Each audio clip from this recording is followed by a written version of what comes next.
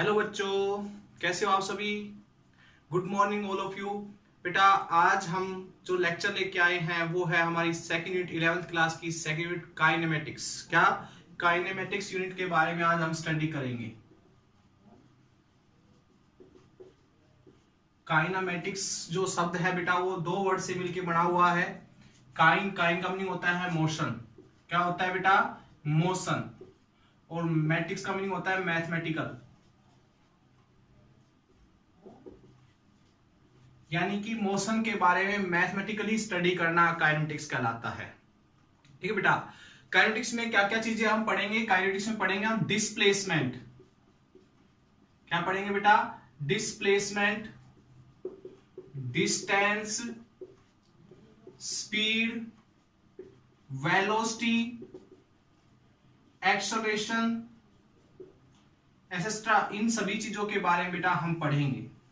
हम पढ़ेंगे डिस्प्लेसमेंट के बारे में, वन डायमेंशनल और टू डायमेंशनल। इसी तरीके से डिस्टेंस वन डायमेंशनल में, स्पीड वन डायमेंशनल में, वेलोसिटी वन डायमेंशनल में, एक्सेलरेशन वन डायमेंशनल में। इसी तरीके से सारी चीजें टू डायमेंशनल के अंदर भी हम स्टडी करेंगे। तो बेटा काइनेमेटिक्स का मीनिंग होता है मोशन, यानी कोई भी ऑब्जेक्ट जब मोशन में होती है उसी के बारे में हम जब स्टडी करते हैं तो उसको हम काइनेमेटिक्स की ब्रांच यानी फिजिक्स की ब्रांच के अंदर हम स्टडी करते हैं। ध्यान दीजिए। अब बेटा हम सबसे पहला जो हमारी डेफिनेशन आती है बुक के अंदर भी अगर आप देखोगे तो वो है मैकेनिक्स। क्या है? Mechanics. What is the meaning of mechanics? Mechanics बेटा फिजिक्स की वो ब्रांच है जिसमें हम ऑब्जेक्ट के रेस्ट में है या मोशन में है, ठीक है, उनके बारे में स्टडी करते हैं। यानी कि कोई ऑब्जेक्ट रेस्ट में है, ठीक है, तो वो रेस्ट में क्यों है, उसके ऊपर कौन कौन से फोर्स लग रहे हैं उस टाइम, इन सभी चीजों के बारे में स्टडी करते वक्त हम उस फिजिक्स की ब्रांच को बोलते हैं मैकेनिक्स। अगर कोई ऑब्जेक्ट मोशन में है तो उसने कितना डिस्टेंस कवर किया, उसका कितना डिस्प्लेसमेंट हुआ, कितनी उसके अंदर स्पीड है, कितना उसके अंदर एक्सेलरेशन है, इन सभी चीजों के बारे में, क्यों वो मोशन में क्यों है, क्या कितने फोर्स उसके ऊपर लग रहे हैं, तो बेटा इन सभी चीजों के बारे में हम स्टडी करते हैं। ठीक है, मैकेनिक्स के अंदर फिजिक्स की वो ब्रांच जिसके अंदर हम कोई ऑब्जेक्ट जब अगर रेस्ट में है तो उसके बारे में स्टडी करते हैं, मोशन में है तो उसके बारे में स्टडी करते हैं, रेस्ट में और मोशन में होने के कारणों के बारे में स्टडी करते हैं, और रेस्ट और मोशन के अंदर होने वाली सारी जो चीजें हैं, displacement, distance, speed, velocity and acceleration, इन सभी चीजों के बारे में स्टडी करते हैं। अच्छा, एक ऑब्जेक्ट मोशन में कब कहलाती है? एक ऑब्जेक्ट मोशन में कब कहलाती है या रेस्ट में कब कहलाती है एक ऑब्जेक्ट? तो रेस्ट क्या है, मोशन क्या है, इसके बारे में हम स्टडी कर लेते हैं पहले, फिर हम मैकेनिक्स की ब्रांचेस के बारे में पढ़ेंगे, मैकेनिक्स की टाइप्स के बारे में पढ़ेंगे। बेटा रेस्ट में कोई ऑब्जेक्ट कब होती है? यानी कि मैं नॉर्मली कहूं कि ये पेन रेस्ट में है, ये पेन ऐसे मैंने खड़ा कर रखा है तो ये पेन रेस्ट में है, क्योंकि इसके चारों तरफ मेरी पोजीशन चेंज हो रही है लेकिन इस पेन की पोजीशन नहीं चेंज हो रही। ठीक है बेटा, यानी कि सराउंडिंग जो हमारे आसपास हो रहा है, ठीक है, उसके रेस्पेक्ट में कोई ऑब्जेक्ट अपनी पोजीशन चेंज नहीं कर रही हो तो वो ऑब्जेक्ट रेस्ट में कहलाती है। फॉर एग्जांपल जैसे कि आप हम एक बस में बैठे हुए, ठीक है, एक बहुत अच्छा एग्जांपल है, ये बस का बहुत अच्छा एग्जांपल है जो समझ में आपको हेल्प करेगा मोशन और रेस्ट के बारे में। बेटा हम एक बस के अंदर बैठे हुए हैं और बस मोशन में है, चल रही है बस। तो अगर हम बाहर की तरफ देखते हैं, बस में बाहर की तरफ देखते हैं, तो बाहर की सारी चीजों के रिस्पेक्ट में हम क्या है, मोशन में, यानी सारी चीजें रुकी हुई है और हम है मोशन में। लेकिन अगर हम बस के अंदर ही जो लोग हैं उनको देखते हैं तो हम क्या है, रेस्ट में। कंडक्टर आ रहा है जा रहा है तो कंडक्टर तो मोशन में है लेकिन हम क्या है उसके रिस्पेक्ट में, रेस्ट में।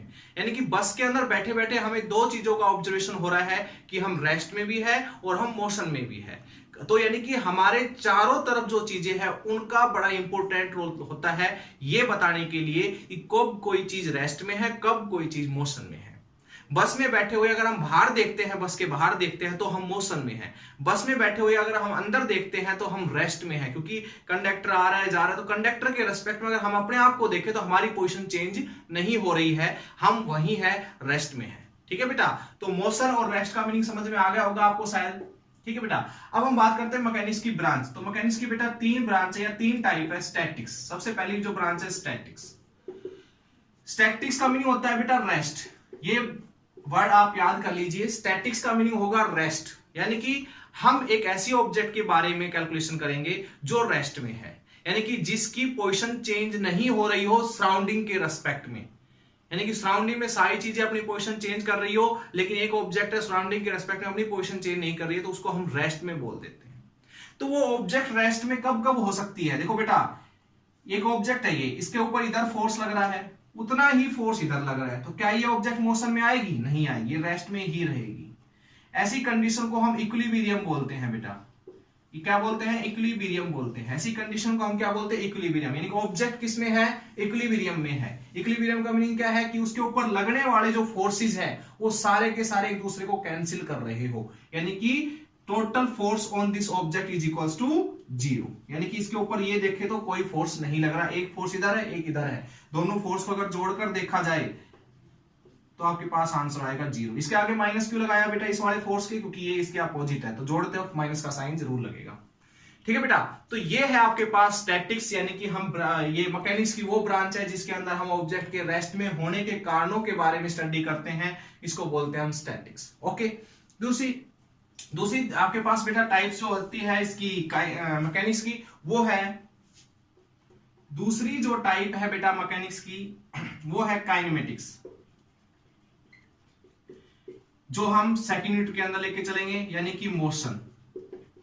जब ऑब्जेक्ट मोशन में होती है तो उसके मोशन में है कितना उसका डिस्प्लेसमेंट हो रहा है, कितना उसके अंदर डिस्टेंस उसने कवर किया, कितनी उसकी वेलोसिटी है, स्पीड है, कितना उसके अंदर एक्सेलरेशन है, इन सभी चीजों के बारे में स्टडी करते हैं हम काइनेमेटिक्स में। यानी कि जब ऑब्जेक्ट सराउंडिंग के रेस्पेक्ट में मोशन में होती है तो उसके अंदर उसके अंदर कितना डिस्प्लेसमेंट हुआ, कितना डिस्टेंस उसने कवर किया, कितना स्पीड उसने उसकी है, इन सभी चीजों के बारे में स्टडी करना काइनेमेटिक्स के अंदर हम बेटा पढ़ेंगे। ठीक है, इसी के साथ साथ बेटा हमारी थर्ड जो ब्रांच है मैकेनिक्स की वो है डायनेमिक्स। क्या है? डायनेमिक्स। इसके अंदर भी हम जब ऑब्जेक्ट मोशन में होती है तो उसी के बारे में स्टडी करते हैं। अब इन दोनों में फिर अंतर क्या है? ये दो ब्रांच है, एक तो है काइनेमेटिक्स जो हम यूनिट नंबर सेकंड के अंदर पढ़ेंगे, जो हम अभी स्टार्ट हमने की है, यूनिट नंबर सेकंड के अंदर पढ़ेंगे। डायनेमिक्स हम पढ़ेंगे यूनिट नंबर थर्ड के अंदर, यानी कि डायनेमिक्स हमारी शुरू होगी यूनिट थर्ड से। दोनों में हम बात करते हैं कि जब ऑब्जेक्ट मोशन में होती है तो उसके बारे में जो हम स्टडी करते हैं तो उसको बेटा हम काइनेमेटिक्स और डायनेमिक्स बोलते हैं। क्या बोलते हैं? काइनेमेटिक्स और डायनेमिक्स। ठीक है, लेकिन काइनेमेटिक्स और डायनेमिक्स में अंतर क्या है? काइनेमेटिक्स और डायनेमिक्स में अंतर क्या है बेटा? वही चीज समझिएगा बेटा। एक ऑब्जेक्ट मोशन में है, सुनिए ध्यान से, एक ऑब्जेक्ट अगर मोशन में है तो वो क्यों है मोशन में? क्या कारण है उसका मोशन में होने का? सोचिए इस चीज को। उसके ऊपर कोई ना कोई फोर्सेस लग रहे होंगे। जैसे एक ऑब्जेक्ट है, उसके ऊपर अगर इधर आप फोर्स लगाओगे तो ऑब्जेक्ट का मोशन किधर होगा? इधर ही होगा। तो एक ऑब्जेक्ट के ऊपर अगर आप फोर्स लगाओगे तो उसका मोशन इस साइड होगा। तो यानी कि जब कोई ऑब्जेक्ट मोशन में आती है बेटा तो उसके ऊपर एक्सटर्नल फोर्स लग रहे होंगे। क्या लग रहे होंगे? एक्सटर्नल फोर्स उसके ऊपर अप्लाई हो रहे होंगे। और भी कई कारण हो सकते हैं। तो यानी कि जब ऑब्जेक्ट मोशन में होती है उसके बारे में तो स्टडी करना ही करना है, साथ में cause of motion, cause of motion यानी कि मोशन में क्यों है उसके बारे में भी स्टडी करना डायनेमिक्स की ब्रांच डायनेमिक्स है बेटा। इसके अंदर हम सिर्फ पढ़ेंगे कि ऑब्जेक्ट मोशन में है तो कितना डिस्प्लेसमेंट हुआ, कितना डिस्टेंस हुआ, कितना उसकी स्पीड है, कितनी उसकी वेलोसिटी है, कितना उसके अंदर एक्सेलरेशन है, सिर्फ इनके बारे में स्टडी करना काइनेमेटिक्स के ब्रांच है। और अगर बेटा ऑब्जेक्ट मोशन में है तो वो मोशन में क्यों है, उसका डिस्प्लेसमेंट कितना हुआ, डिस्टेंस कितना हुआ, और साथ साथ हम फोर्स, एक टर्म और जुड़ जाती है फोर्सेस, एक्सटर्नल फोर्सेस के बारे में भी हम इसके अंदर स्टडी करेंगे। तो ये है मैकेनिक्स की ब्रांच। आई थिंक बेटा ये इसकी इंट्रोडक्शन ही समझ लीजिए इस चैप्टर का, यानी कि इस चैप्टर के अंदर हम पढ़ने वाले हैं मोशन ऑफ एन ऑब्जेक्ट, एक ऑब्जेक्ट के मोशन के बारे में। क्लियर? चलो एक बात करते हैं बाबू, एक वर्ड बार बार यूज करूंगा बेटा इस यूनिट के अंदर मैं, point object, point object, point object. क्या होती है पॉइंट ऑब्जेक्ट बेटा? ठीक है बेटा, ध्यान दीजिए। हम बात करेंगे पॉइंट ऑब्जेक्ट के बारे में।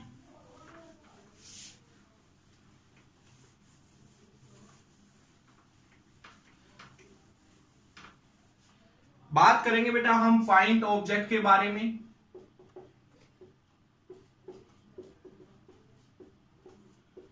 क्या है पॉइंट ऑब्जेक्ट?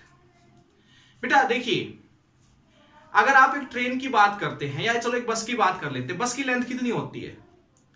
बस की लेंथ लगा लीजिए 10 मीटर के लगभग, 10 मीटर भी नहीं तो ये लगा लीजिए 6-7 मीटर के लगभग उसकी लेंथ होती है, 6 मीटर लगा लीजिए। यानी कि बस जो है हमारी वो 6 मीटर लेंथ की है, 6 मीटर लेंथ है उसकी बस की।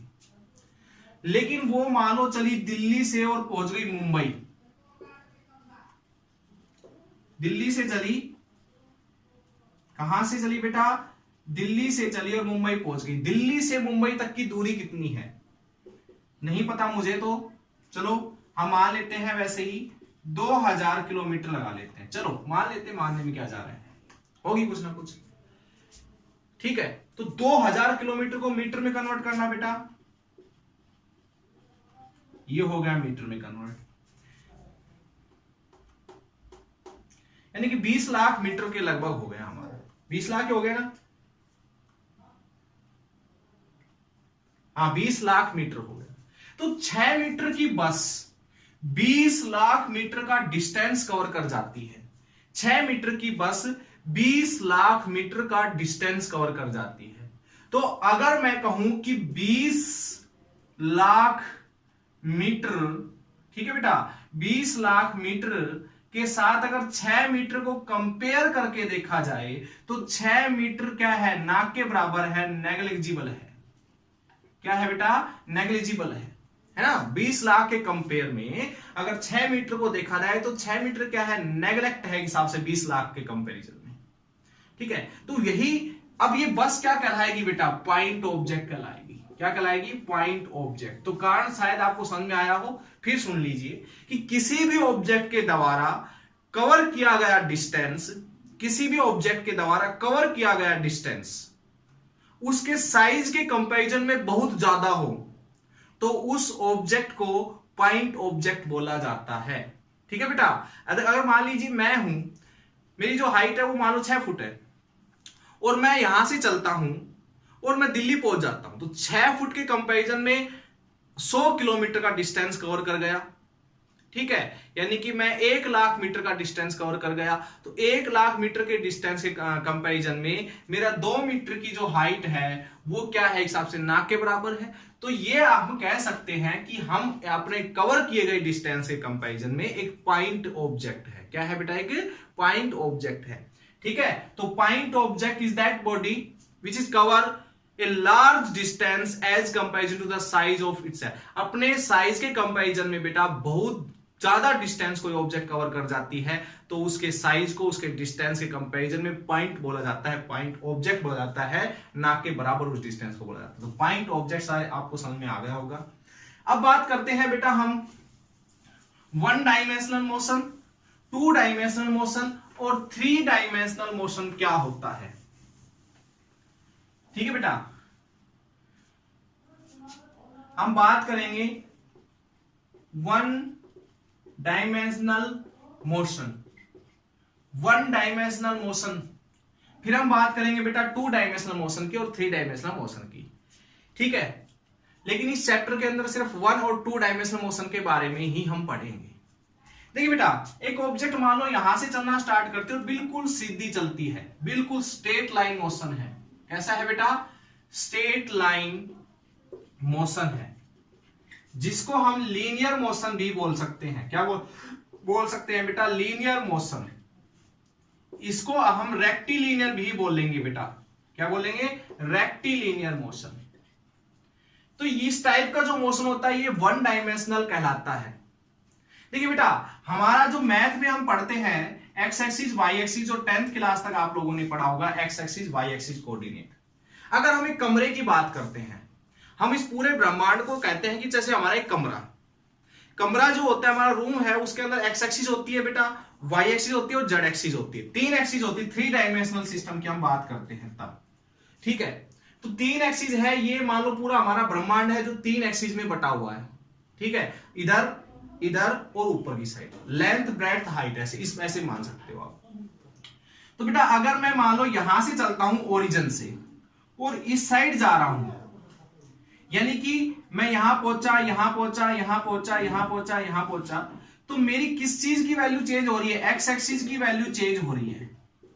और क्या मैं जब इधर एक्स एक्सिस की तरफ चलता हूं तो वाई की और जेड की वैल्यू भी चेंज होती है, यानी कि वाई और जेड के पॉइंट की वैल्यू भी चेंज होती है? नहीं होती। यानी कि तीनों एक्सिस के अंदर से अगर एक एक्सिस के ही कोऑर्डिनेट चेंज हो रहे हो, मान लो जब मैं यहां था तो 0 0 0 पॉइंट पे था, यहां पहुंच गए तो 2 0 0 पॉइंट पे पहुंच गए, यहां पहुंचा मान लो तो 5 0 0 पॉइंट पे पहुंच गए, यानी कि x की वैल्यू 0 थी, फिर 2 हुई, फिर 5 हुई थी, यानी सिर्फ x एक्सिस की वैल्यू चेंज हो रही है। तो this type of motion is called one dimensional motion, जिसके अंदर तीनों कोऑर्डिनेट सिस्टम के अंदर सिर्फ एक कोऑर्डिनेट सिस्टम के ही कोऑर्डिनेट चेंज हो रहे हो।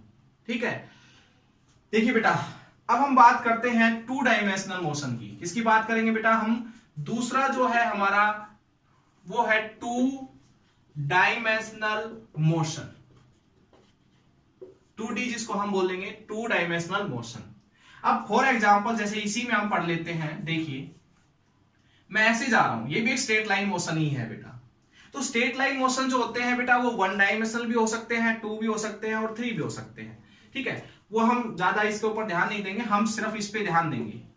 ठीक है बेटा, तो मान लो मैं इधर जा रहा हूं, यानी कि मैं जब यहां पहुंचा तो x की और y की वैल्यू कितनी थी, यहां पहुंचा तो y की वैल्यू भी चेंज हुई, देखो x की वैल्यू भी चेंज हुई मेरी। तो यहां पर था तो पॉइंट था मेरा 1 1 और 0, जब यहां पहुंचा तो हो गया मान लीजिए 3 3 0।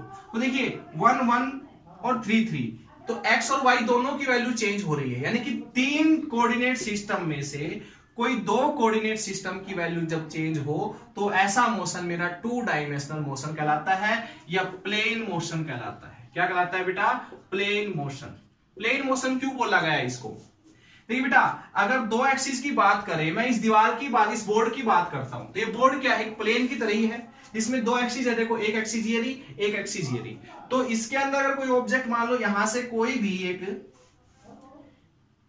एक ऑब्जेक्ट यहां देखिए आपने, थोड़ी देर बाद वो यहां पहुंच जाती है, तो इसके अंदर अगर हम देखें तो एक्स की वैल्यू और वाई की वैल्यू दोनों चेंज हो रही है।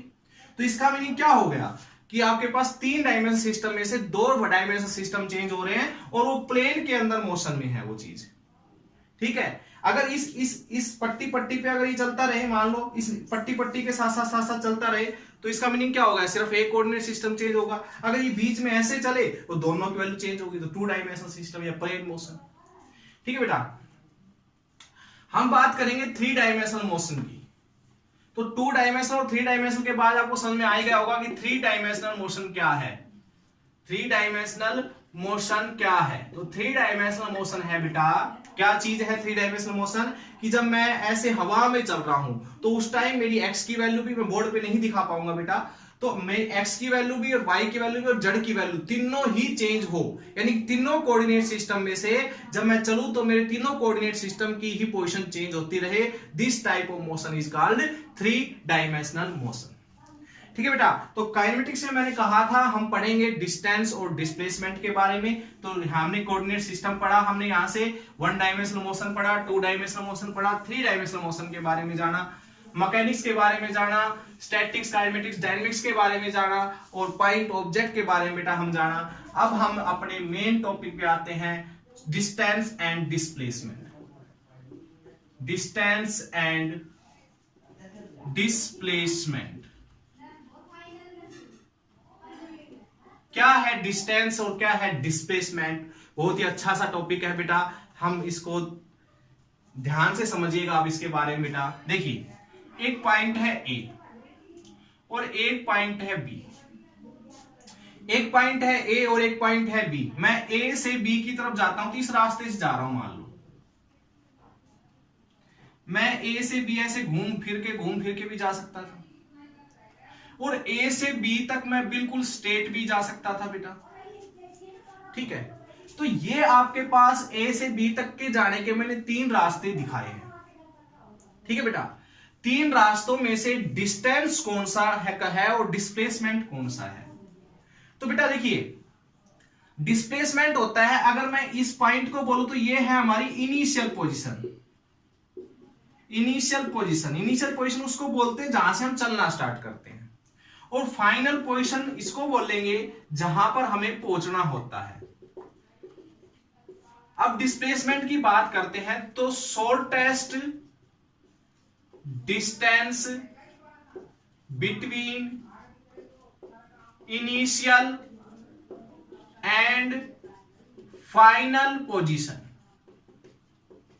शॉर्टेस्ट डिस्टेंस, सबसे छोटे से छोटा डिस्टेंस, ठीक है। मैं कहूं ए से बी तक जाने के लिए सबसे छोटे से छोटा डिस्टेंस कौन सा है, तो बेटा यही है शायद, ये वाला सबसे छोटा डिस्टेंस। ये देखो कितना लंबा डिस्टेंस है, ये कितना लंबा डिस्टेंस घूम के जाना पड़ रहा है।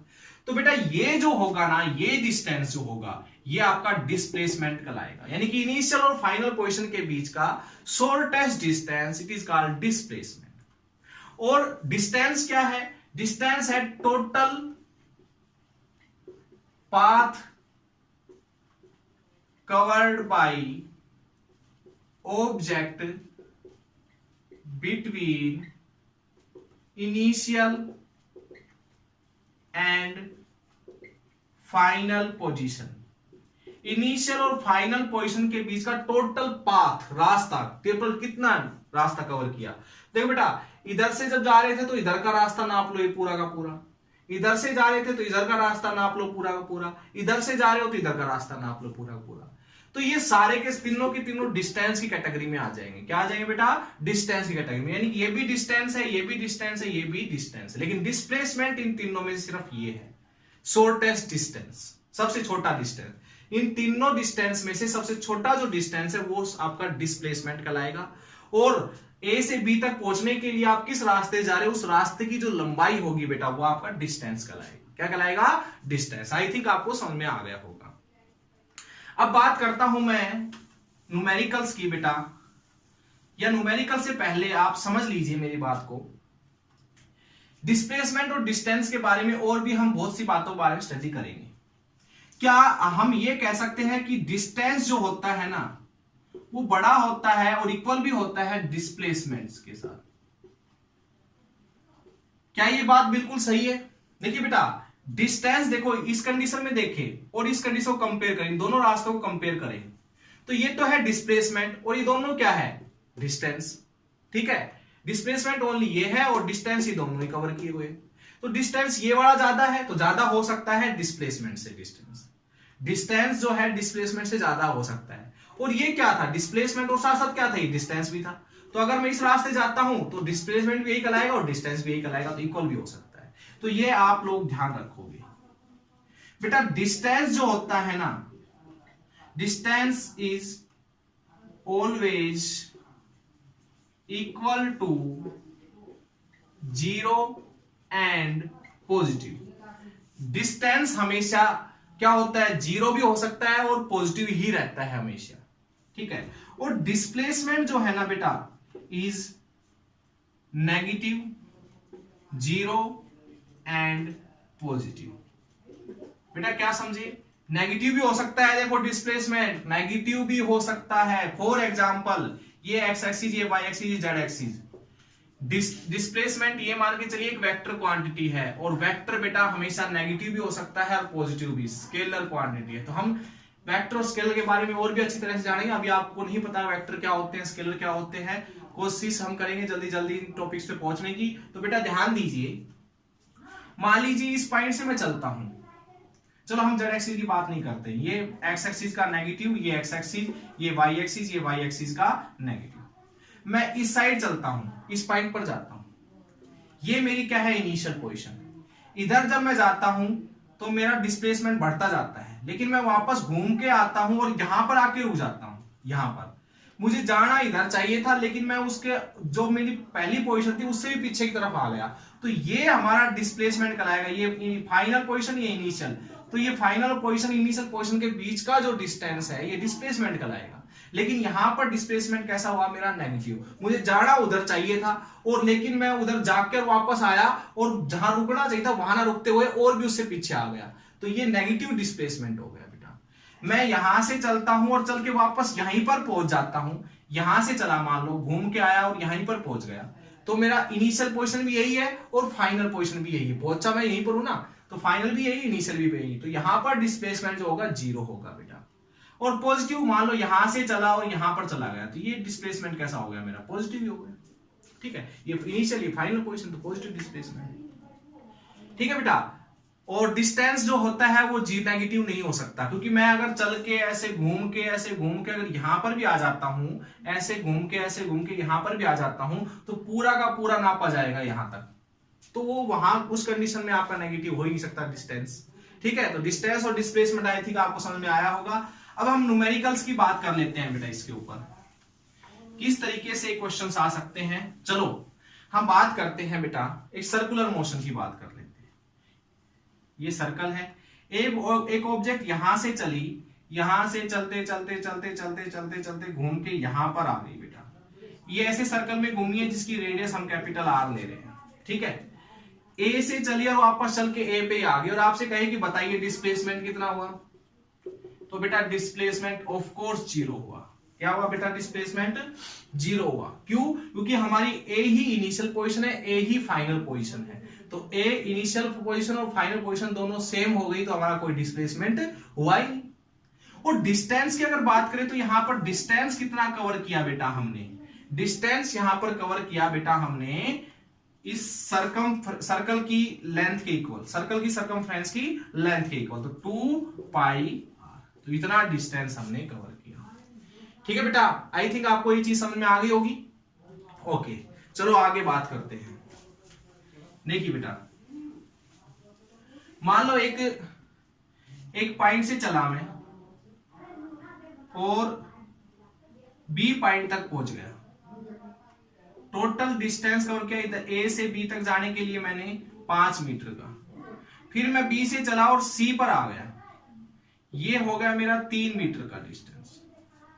अब इस कंडीशन में मैं पूछूं आपसे कि मेरा डिस्प्लेसमेंट कितना हुआ। चलो डिस्टेंस की बात कर लेते हैं पहले। डिस्टेंस कितना कवर किया मैंने बेटा?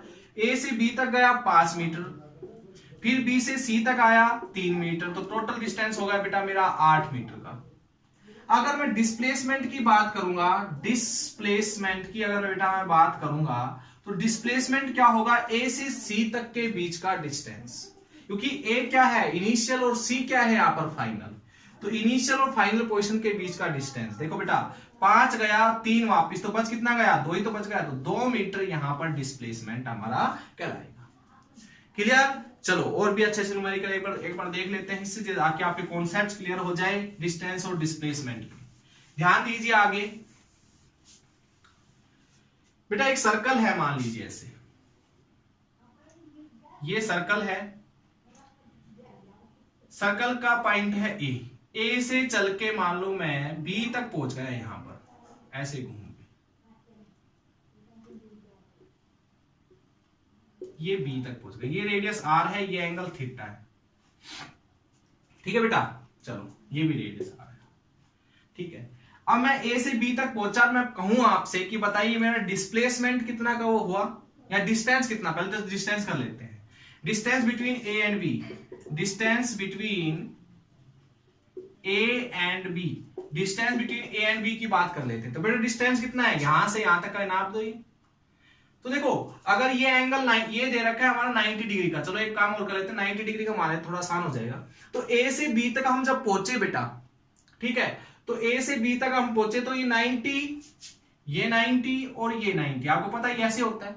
तो 90 का मतलब चौथा हिस्सा, इस सर्कल की लेंथ का चौथा हिस्सा हमने कवर किया है। तो यानी कि 2 पाई आर को मैं 4 से डिवाइड कर दूंगा, ये कैंसिल हो जाएगा, तो क्या आ जाएगा? पाई आर बाई 2। तो इतना डिस्टेंस बेटा हमने कवर किया है। ठीक है, डिस्प्लेसमेंट की बात कर लेते हैं। तो displacement between A and B, तो क्या होगा बेटा? डिस्प्लेसमेंट किया जाता है शॉर्टेस्ट, ये तो घूम के आया हुआ है, तो ये जो होगा ना हमारा ए से बी तक का जो ये डिस्टेंस है, यही हमारा डिस्प्लेसमेंट कहलाएगा। देखिए बेटा, ये क्या बन गई? एक राइट ट्रायंगल बन गई। तो राइट ट्रायंगल में अगर मैं हाइपोटेनस निकालना चाहूं, तो ए बी का square is equal to O B का स्क्वायर प्लस ओ ए का स्क्वायर। तो ए बी का square R square R square, तो क्या आ जाएगा बेटा? ये √2r स्क्वायर, तो यहां से आ गया √2r, यानी कि ए बी क्या है बेटा? यहां पर डिस्प्लेसमेंट है। डिस्प्लेसमेंट कितना कवर किया हमने? √2r। आई थिंक बेटा ये चीजें आपको समझ में आ गई होगी। और भी अच्छे से न्यूमेरिकल आप इन पे निकालिए, अपनी तरफ से भी आप न्यूमेरिकल बना के निकाल सकते हो डिस्प्लेसमेंट डिस्टेंस पे। जब तक के लिए thank you and all the best.